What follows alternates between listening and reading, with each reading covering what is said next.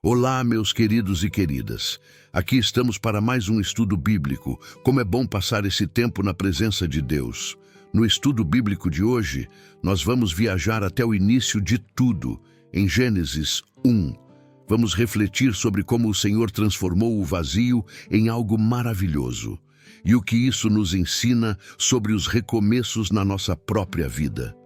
Tenho certeza de que essa palavra vai renovar as suas forças. Por favor, já se inscreva no canal e ative o sininho. Lembre-se que nós temos orações e estudos bíblicos aqui 2 vezes ao dia, feitos com muito carinho para você. Agora, prepare o seu coração. Vamos ao estudo. Gênesis, capítulo 1, versículos de 1 a 3. No princípio, Deus criou os céus e a terra. Era a terra sem forma e vazia. Trevas cobriam a face do abismo, e o Espírito de Deus se movia sobre a face das águas. Disse Deus: haja luz, e houve luz. Ao nos debruçarmos sobre o estudo de Gênesis 1, precisamos compreender primeiramente o contexto em que estas palavras foram escritas. A tradição judaico-cristã atribui a autoria a Moisés, escrevendo para um povo que acabara de sair do Egito e estava cercado por culturas politeístas. Naquela época, os babilônios e egípcios acreditavam que o mundo era fruto de batalhas violentas entre deuses e monstros marinhos. Gênesis rompe com essa visão ao apresentar um Deus único, soberano e distinto da criação.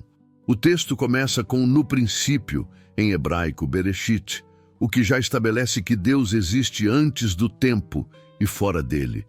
Ele não é parte do universo. Ele é o autor do universo.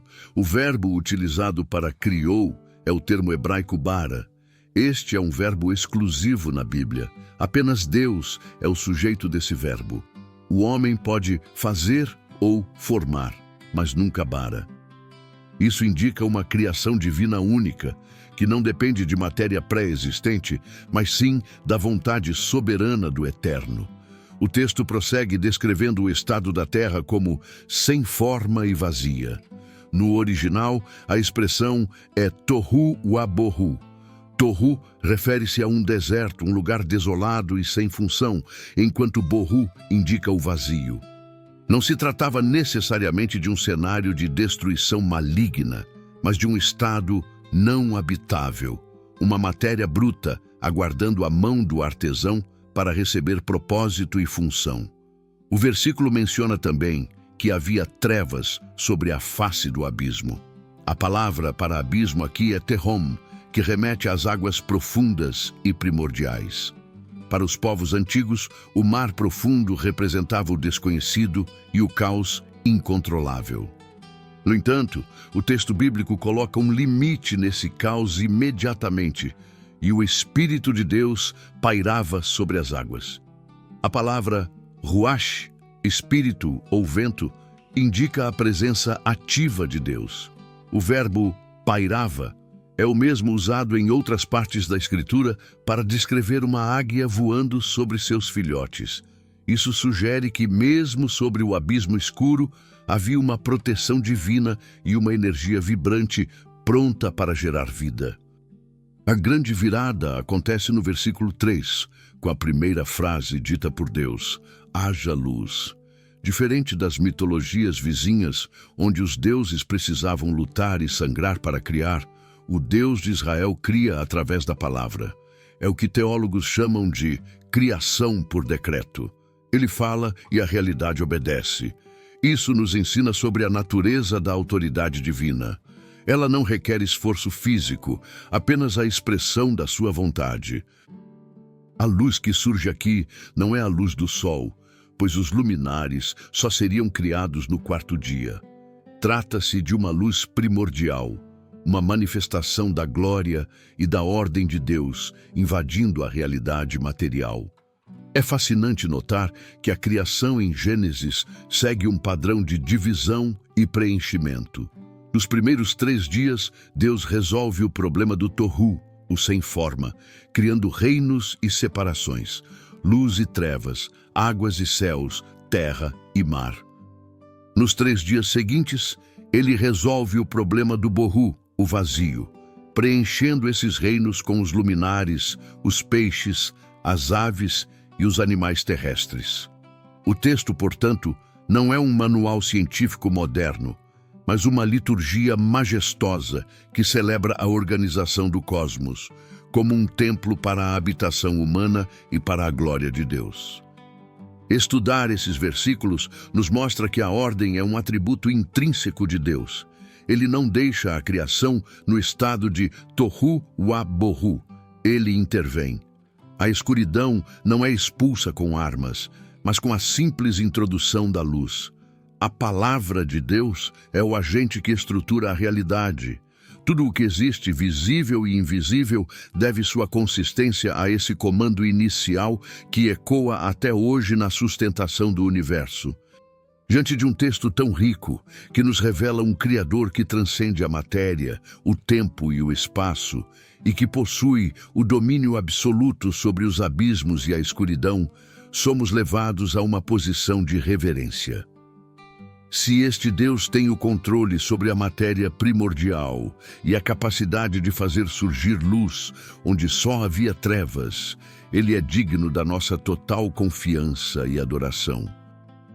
Com a mente cheia desse conhecimento sobre a grandeza e a soberania do nosso Criador, convido você agora a unir a sua fé à minha.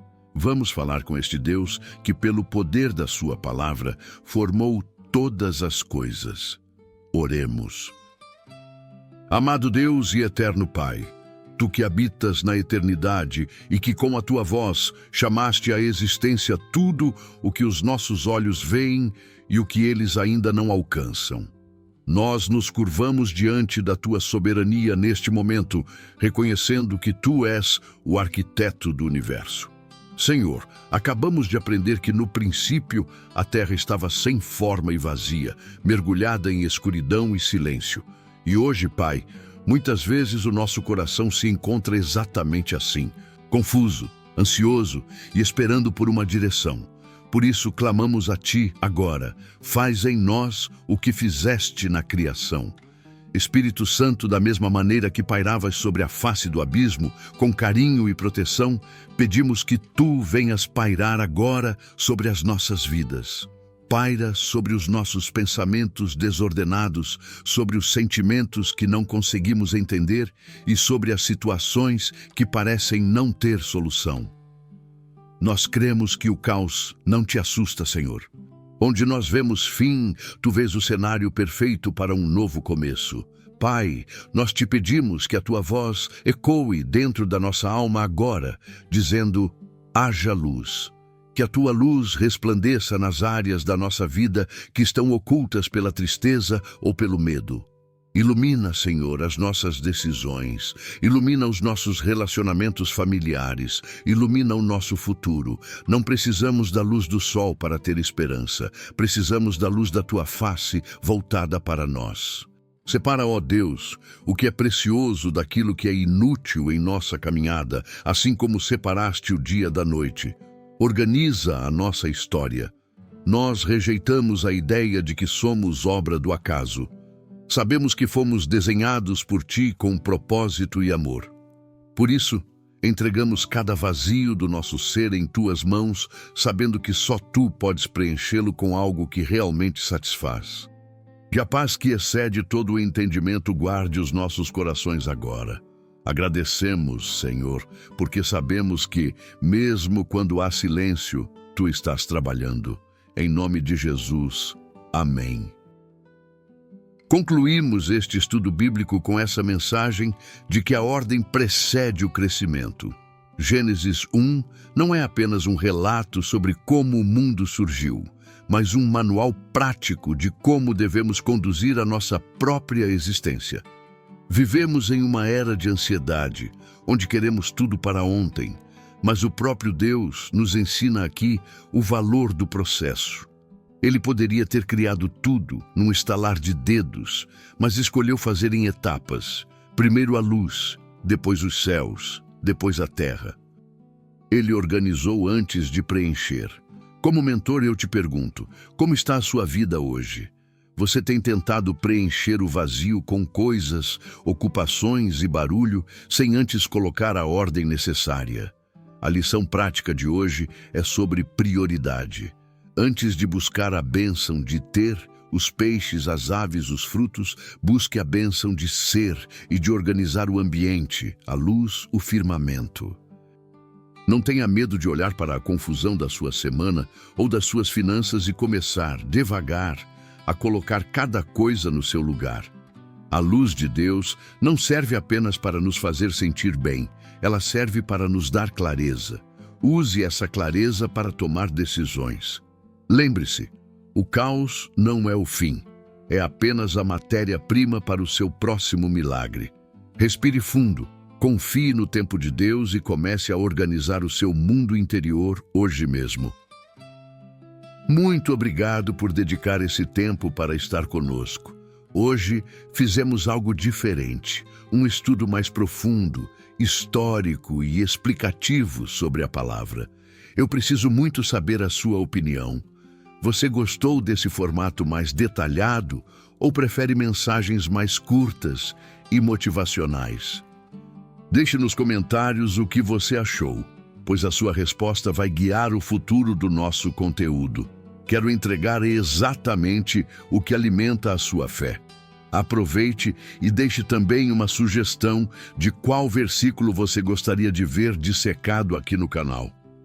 Foi uma honra ter a sua companhia. Te esperamos no próximo estudo bíblico.